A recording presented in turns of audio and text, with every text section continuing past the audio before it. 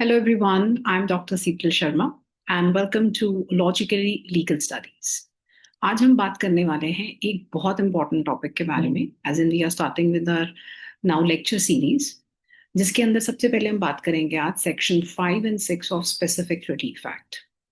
सो जैसा कि मैंने अपनी पहली वीडियोस के अंदर बताया था that students they can post me कि कोई भी अगर उनको टॉपिक के अंदर डाउट है तो आप मुझे बता सकते हैं and then I can share the useful insights on that.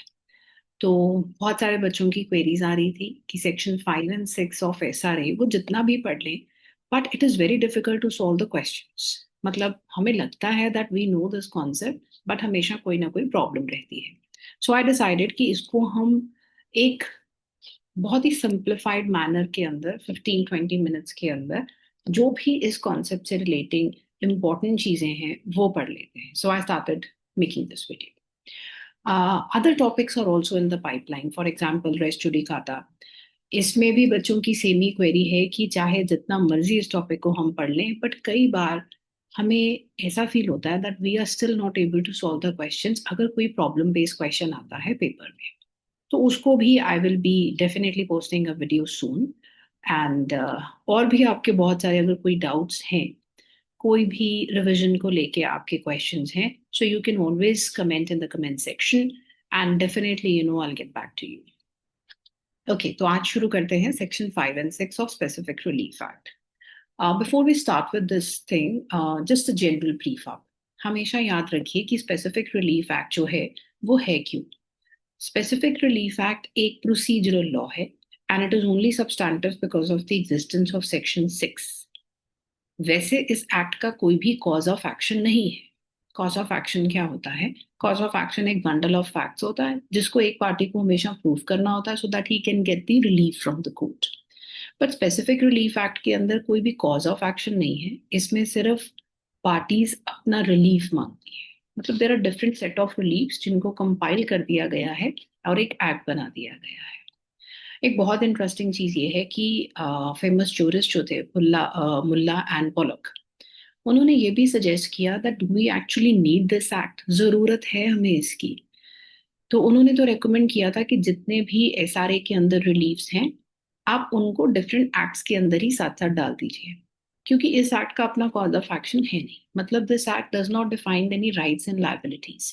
Rights and liabilities तो आप किसी और एक्ट से लेके आते हैं। जैसे कॉन्ट्रैक्ट कैसे बनाना है वो आईसीए से लेके आते हैं। अगर वो आपका contract sale of immovable property का है तो साथ में टीपीए लगता है, राइट। और अगर वो सेल ऑफ गुड्स था तो साथ में सोगा लगेगा। और बाय चांस अगर पार्टीज के बीच में कोई भी प्रॉब्लम हो गई, कोई भी ब्रीच हो गई, तो उसके लिए हम एसआरए को रेफर करते हैं। ये सिर्फ इसका पर्पस है। मतलब it deals with only the remedies. जब आपको अपने आपने कॉन्ट्रैक्ट बना लिया, पार्टीज को अपने राइट्स एंड लायबिलिटीज के बारे में पूरा पता चल गया, उसके बाद ये एक्ट आता है। तो चाहे तो वैसे तो हम इसमें जितने भी रिलीफ्स हैं उनको डिफरेंट डिफरेंट एक्ट्स के अंदर डाल सकते थे, but then the law commission recommended कि नहीं, हमें एक सेपरेट कॉम्प्रिहेंसिव लॉ चाहिए which is only dealing with the reliefs. तो इसमें जो पहला रिलीफ निकल के आता है that is recovery of immovable property. अब इमूवेबल प्रॉपर्टी जब भी हमारे दिमाग में आती है तो we know that we can take down that meaning from TPA. Registration act के अंदर भी डिफाइंड है, हम जनरल क्लॉजेस एक्ट को भी रेफर करते हैं। और अगर सिंप्लीफाई करना हो इमूवेबल प्रॉपर्टी को हमेशा, तो ये टेबल हमेशा अपना याद रखिए। लैंड है, benefit arising out of land है, right. Benefit arising out of land for example जैसे right to take catch a fish from a pond. मतलब एक लैंड से जो भी आप बेनिफिट डिराइव करते हैं, फॉर एग्जाम्पल एक ये भी हो सकता है like right to pluck fruit from the fruit bearing trees. So we have land, we have benefit arising out of land, and then we have things attached to the earth.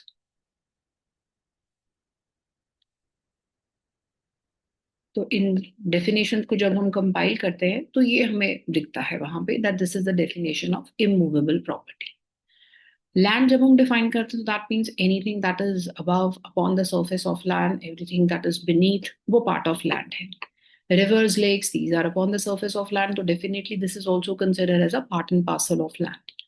Benefit arising out of land तो मैंने बताया ही है आपको Things attached to the earth, this is something that is further divided into three things.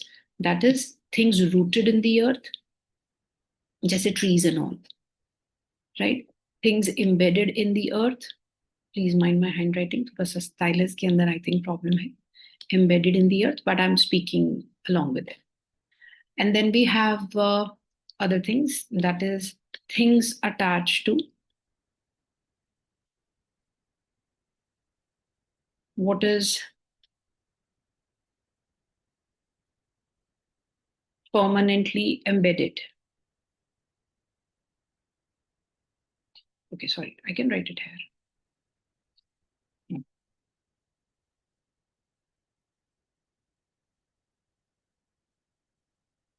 Things attached to what is permanently embedded in earth.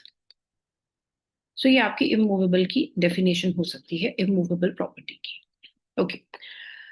Now moving on to our main discussion, that is like basically कि section 5 and 6 के अंदर जो है वो हम किस तरीके से अपनी प्रॉपर्टी को रिकवर करते हैं. Now let's see. जब हम सेक्शन 5 पढ़ते हैं तो उसमें हमेशा एक चीज याद रखें कि सेक्शन 5 जो है that deals with recovery of immovable property, और उसके अंदर जो वर्ड यूज किया गया है वो है एंटाइटलमेंट. तो पहले हम सेक्शंस देख लेते हैं कि कौन कौन से सेक्शंस दूसरे लॉज के अंदर भी जो हैं उनको सबको हम इकट्ठे पढ़ते हैं. Let's see here. So with section 5, as I was telling you, we are supposed to read section 9, article 64 and article 65. Sorry about the handwriting. और अगर मेरे ये मदर मेरी हैंडराइटिंग देख लें तो बहुत डांट पड़ेगी. Okay, so let's see. Section 5 के अंदर we are doing recovery of immovable property, and I was telling you that entitlement जो है that is referring to possessory, मतलब previous possession के ऊपर based है, और entitlement जो है वो based है आपकी अगर टाइटल के ऊपर, मतलब proprietary title.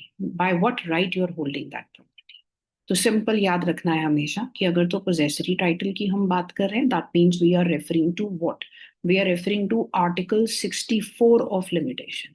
तो कोई भी अगर आपको प्रॉब्लम बेस्ड क्वेश्चन आए जिसमें they show you that the person was in previous possession of the property, the person has been dispossessed, तो फिर वो प्रीवियस पोजेशन के अंदर जो है वो अपना सेक्शन 5 रेड विद आर्टिकल 64 के साथ सूट फाइल कर सकता है.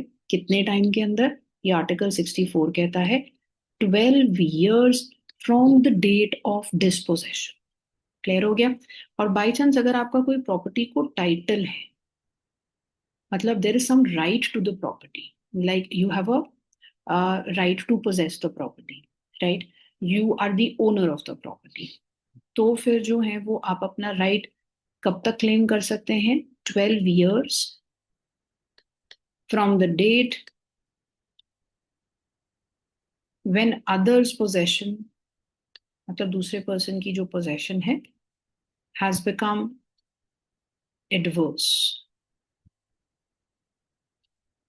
ठीक है, तो इस चीज का हमेशा ध्यान रखना है. Previous possession and then we have वो टाइम पीरियड जब हम ले रहे हैं जब आपकी पोजेशन जो है अदर से आर्टिकल 65 के अंदर जब उसकी पोजेशन जो है वो एडवर्स होगी, दूसरे बंदे की पोजेशन एडवर्स होगी, तब हम आर्टिकल 65 का यूज करते हैं. मतलब we are taking the property on the basis of proprietary entitlement.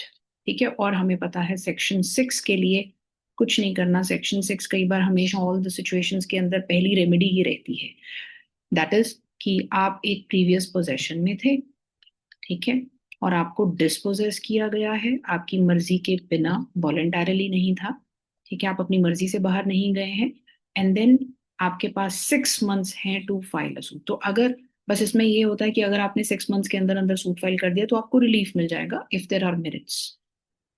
Then we have government के अगेंस्ट ये सूट नहीं आ सकता है, ठीक है, और इसके अंदर there is no need to discuss the title. तो सबसे बड़ा डिफरेंस ही यही है सेक्शन 6 और सेक्शन 5 के अंदर. सेक्शन 6 के अंदर आप सिर्फ अपनी पोजेशन वापस लीजिए क्योंकि you were in the possession, आपको फोर्सफुली डिस्पोजेस कर दिया गया है, और लॉ चाहता है कि कोई भी इंसान जो है वो कानून अपने हाथ में ना ले, जो हमारा एक फेमस डायलॉग हुआ करता है हिंदी मूवीज का तो this is what section 6 is doing. And then previous possession थी आपके पास, फोर्सफुली आपको डिस्पोजेस कर दिया गया है. Now you can file a suit with in 6 months. हाँ, ये होता है कि बाई चांस अगर आपने 6 मंथ्स के अंदर अंदर सूट फाइल नहीं किया है, फिर आप सेक्शन 5 के अंदर जो है वो अपना सूट फाइल कर सकते हैं. अगर तो पोजेसिव मतलब प्रीवियस पोजेशन के ऊपर करना चाहते हैं तो आर्टिकल 64 है. अगर आपका कोई राइट था टू द प्रॉपर्टी, फिर आप आर्टिकल 65 के अंदर जा सकते हैं. ठीक. एक अब हम सिंपल सी एग्जांपल करेंगे. Let's see. इमेजिन करो एक सिचुएशन कि देयर इज वन लैंडलॉर्ड. यहाँ पे करते हैं लैंडलॉर्ड जिसकी लीज जो है वो एक्सपायर हो चुकी है. Lease expired. ठीक है. But he was still staying in the property. जगह खाली नहीं कर रहा है टेनेंट. तो मतलब एक लैंडलॉर्ड ने टेनेंट को प्रॉपर्टी दी. ठीक. और टेनेंट की लीज एक्सपायर्ड होगी but he is still not vacating the property.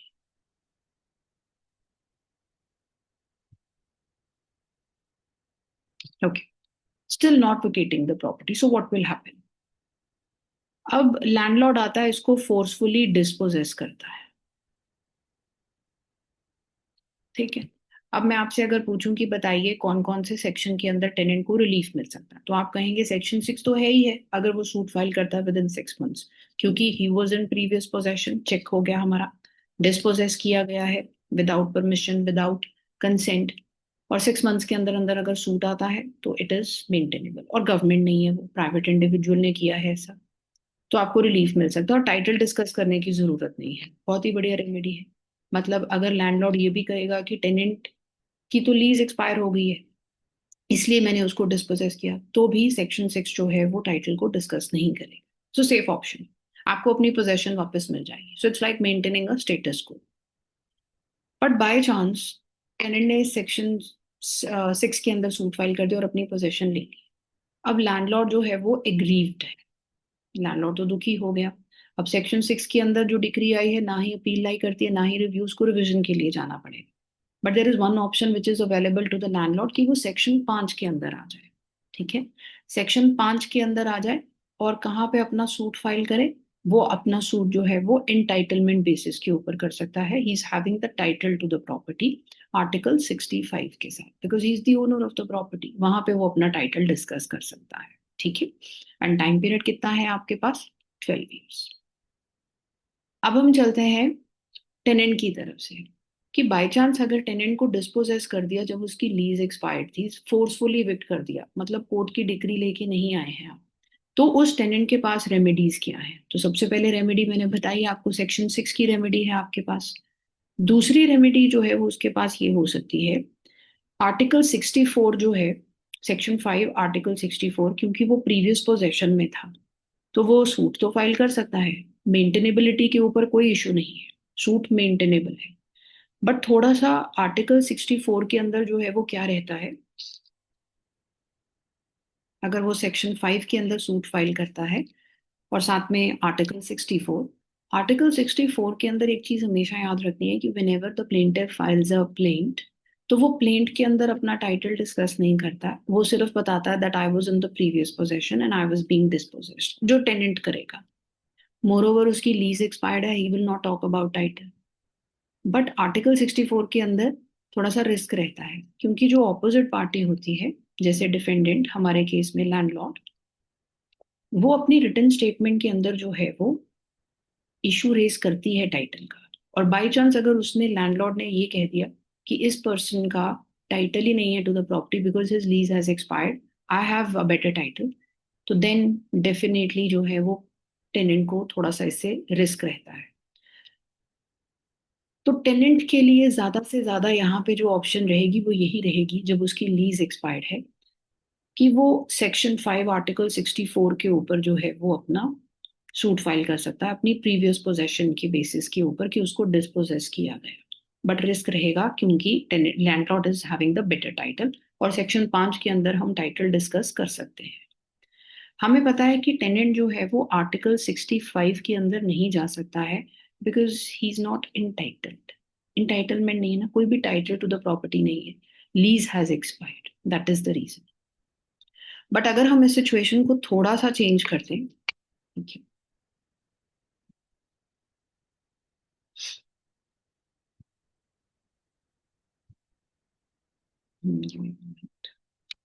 अगर हम इस सिचुएशन को थोड़ा सा चेंज करते हैं, let's see, suppose if I say landlord and tenant, tenant की लीज वैलिड है, it is not expired, lease valid, sorry I had to write lease valid. तो फिर अब अगर लैंडलॉर्ड ने टेनेंट को फोर्सफुली इविक्ट किया, तो उसके पास कौन कौन सी रेमेडीज अवेलेबल होंगी? Forceful eviction, first of all section 6 तो है ही है हमारे पास, प्रीवियस पोजेशन थी, फोर्सफुली डिस्पोजेस कर दिया। दूसरी, क्या हम सेक्शन 5 रेड विद आर्टिकल 64 के अंदर सूट फाइल करें, या सेक्शन 5 रेड विद आर्टिकल 65 के अंदर? द आंसर इज दोनों के अंदर मेंटेनेबल है, बट ये वाली जो रेमेडी रहती है आपकी 64 वाली, ठीक है, इसके अंदर बस एक चीज है, क्योंकि आप इन टाइटल हैं तो आप आर्टिकल 65 के अंदर भी कर सकते हैं, because you have a title to the property.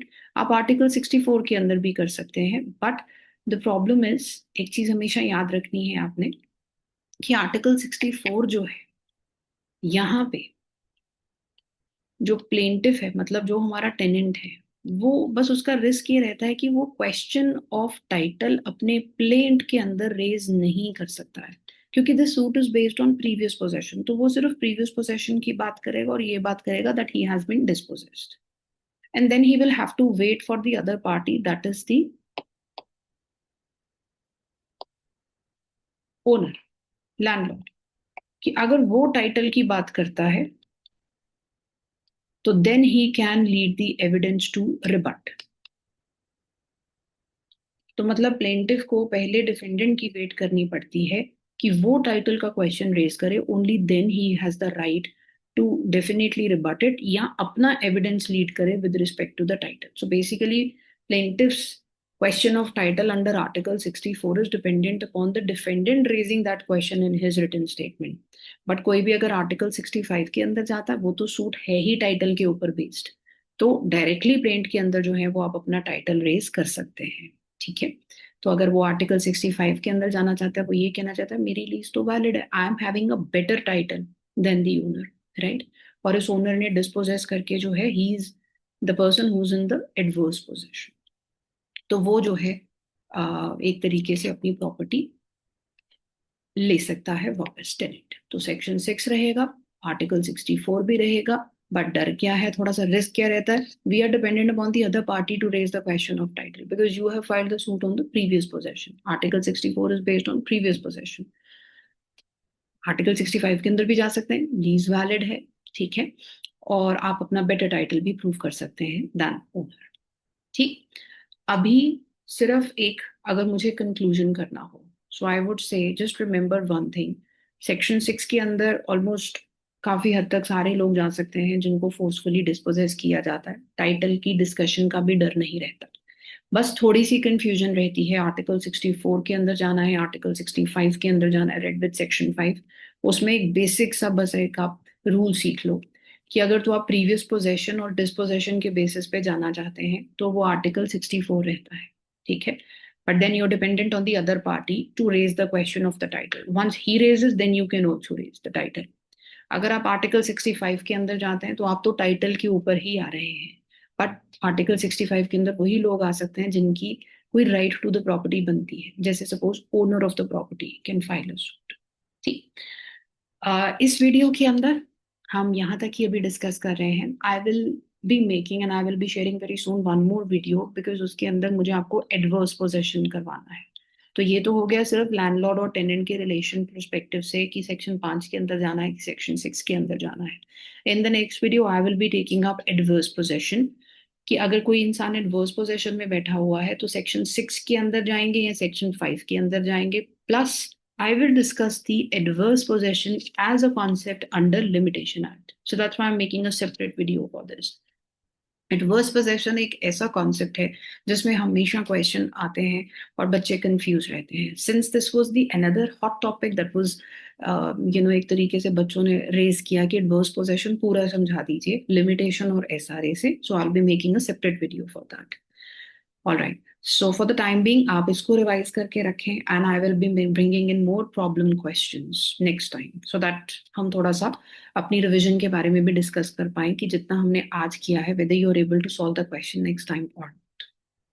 All right. Have a nice day, everyone. And don't forget to subscribe the channel. Thank you so much. Have a good day.